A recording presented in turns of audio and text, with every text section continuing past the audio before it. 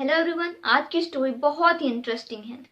तो आज की स्टोरी 3 राहगीरों की है, जो 3 राहगीर बहुत ही लंबी यात्रा के लिए निकले थे और तीनों ही एक पेड़ की छाया में बैठ जाते हैं और तीनों के पास दो दो झोले होते हैं, एक आगे की तरफ और एक पीछे की तरफ होता है और तीनों की हाइट जो समान ही थी और वो एक दूसरे से बातें करने लग जाते हैं कि तुम कहाँ से आए हो, कहाँ जाना है और कितनी दूरी तय करनी है। वो तो सब ठीक था, लेकिन उनके चेहरे का जो भाव था वो बहुत ही अलग अलग था। एक था जो कि बहुत ही थका और निराश लग रहा था और दूसरा जो थका था लेकिन वो निराश नहीं लग रहा था और तीसरा जो बहुत ही आनंद में था और अपनी जीवन यात्रा में बहुत ही खुश था। उनसे दूर बैठा एक महात्मा उन्हें देखकर मुस्कुरा रहा था।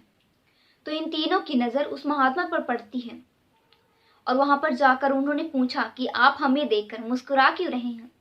तो महात्मा ने इसका जवाब देते हुए उनसे एक सवाल पूछा कि तुम्हारे पास 2 झोले हैं और एक में तुम्हें लोगों की अच्छाई रखनी है और दूसरे में लोगों की बुराई रखनी है, तो तुम क्या करोगी।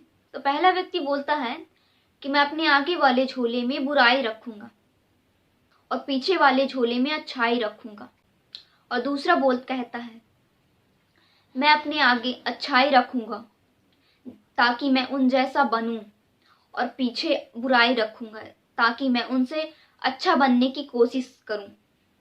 और तीसरा कहता है मैं आगे अच्छाई रखूंगा ताकि मैं उनके साथ संतुष्ट रह सकूं और पीछे बुराई रखूंगा और उस पीछे वाले थैले में एक छेद कर दूंगा जिससे कि बुराई वाला बोझ हल्का होता जाएगा और मैं हमेशा अच्छाई के साथ ही रहूंगा। तो ये बात महात्मा सुनकर कहते हैं कि पहला जो कह रहा था कि मैं आगे बुराई रखूंगा और पीछे अच्छाई रखूंगा, तो इस यात्रा के भांति वो अपने जीवन में बहुत ही थक गया था। उसकी सोच बहुत ही नकारात्मक हो गई थी, इसलिए उसके लिए जीवन जीना बहुत ही कठिन हो गया है। और दूसरा जो कह रहा था कि मैं आगे अच्छाई रखूंगा और पीछे बुराई ताकि मैं उनसे अच्छा बनने की कोशिश में वो जीवन में थक जाता है और वो बेवजह की होड़ में रहता है। और तीसरा जो कि वो कहता है कि मैं आगे अच्छाई रखूंगा और पीछे बुराई रखूंगा और पीछे के थैले में छेद कर दूंगा जिससे कि बुराई वाला बोझ हल्का होता जाएगा। वो अपनी जीवन यात्रा में बहुत खुश है और बहुत ही आनंद से रह रहा है। तो इस कहानी का मोरल ये है कि हमें जब तक हम दूसरों में बुराई ढूंढेंगे तब तक हम कभी खुश नहीं रह सकते। हमारा जो जीवन है वो एक यात्रा के समान ही है और हमें हमेशा खुश रहना चाहिए।